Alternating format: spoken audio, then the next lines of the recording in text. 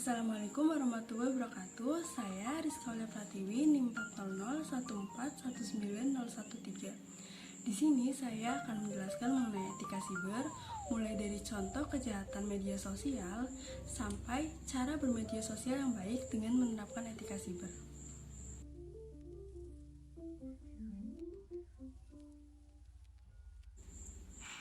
Wah, parah banget nih. Masa orang tua dipasung sama anaknya sendiri? Harus di-share nih biar viral.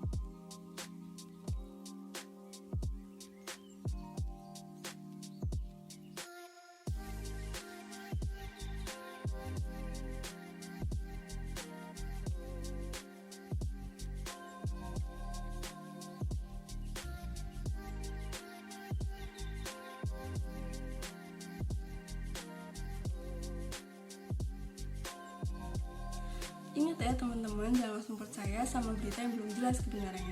Teman-teman tahu nggak sih kalau penyebar berita hoax itu dapat dipidana loh.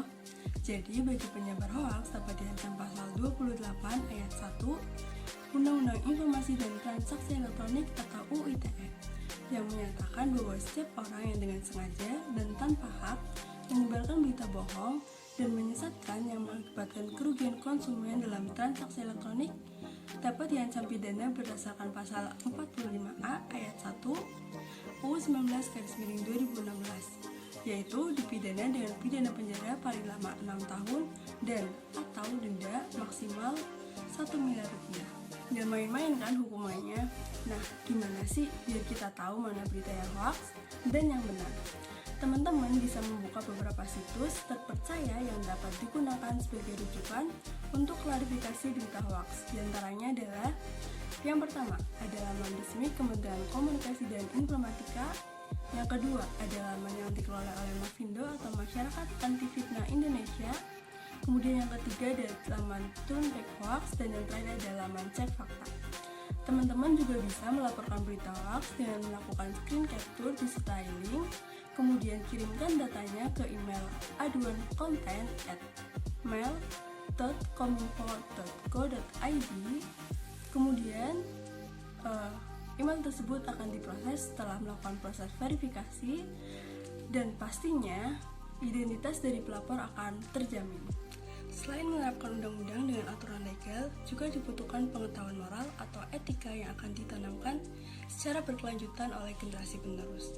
Etika yang secara khusus diterapkan dalam konteks penggunaan internet dikenal dengan siberetik atau etika siber. Jadi, siberetik merupakan adopsi dari konsep etika tradisional yang diterapkan pada penggunaan teknologi komputer dan jaringan internet.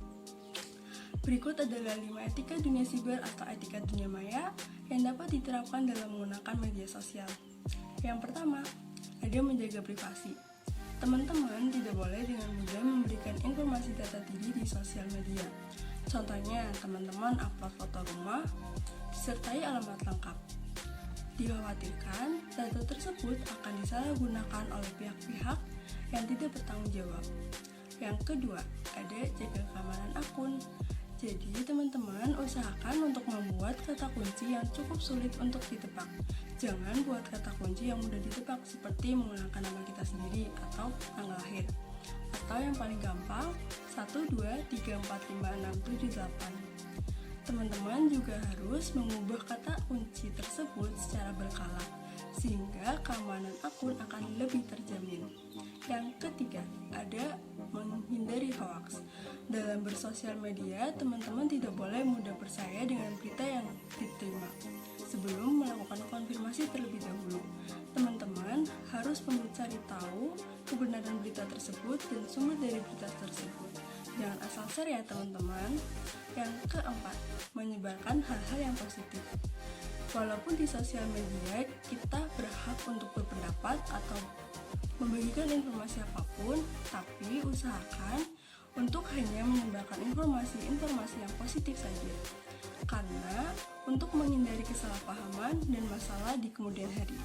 Yang kelima, gunakan sepenuhnya. Media sosial memiliki banyak sekali manfaat. Salah satunya meningkatkan produktivitas diri kita. Misalnya, teman-teman yang jualan bisa pakai media sosial untuk melakukan promosi dagangannya.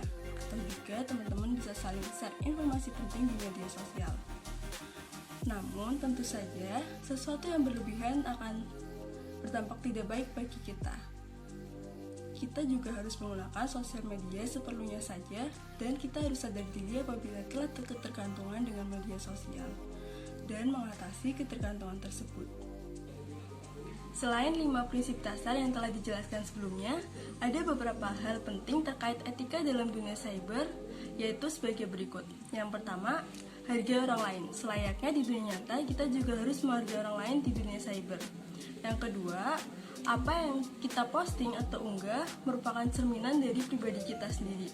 Jadi, pastikan untuk berpikir terlebih dahulu sebelum kita memposting sesuatu di internet. Dan kita harus ingat bahwa apa yang kita posting nanti akan bersifat publik dan juga permanen. Yang ketiga, jangan mengunduh konten bajakan di internet. Kita harus menghargai kekayaan intelektual milik orang lain. Jadi, apabila teman-teman ingin mengunduh suatu konten, maka unduh atau bayar jika memang konten tersebut berbayar pada sumber terpercaya dan tentunya legal. Yang keempat, jangan melakukan plagiat. Jangan mengambil gambar, kutipan, ataupun karya milik orang lain seolah-olah itu adalah ide dari diri kita. Jika ingin mengambil karya milik orang lain, maka sertakan pula sumbernya dengan jelas. Yang kelima, berpikir kritis. Informasi yang dapat kita ambil di internet itu cukup banyak. Jadi, pastikan untuk berpikir kritis dan memilah-milah mana yang benar dan yang salah.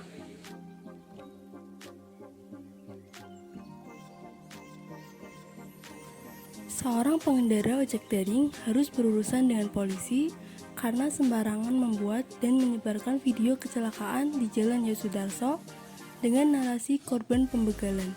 Padahal, yang sebenarnya terjadi adalah kecelakaan lalu lintas. Polisi langsung melakukan pemeriksaan TKP dan mencari saksi serta korban yang ada di dalam video hoax aksi begal yang sempat viral. Hasilnya, pelaku yang membuat dan menyebarkan video hoaks ditangkap. Ini adalah salah satu akibat tidak diterapkannya etika cyber dalam bermedia sosial, sehingga terjadi kejahatan media sosial, yaitu penyebaran berita hoaks. Sekian penjelasan saya terkait etika cyber. Kurang lebihnya mohon maaf. Terima kasih. Wassalamualaikum warahmatullahi wabarakatuh.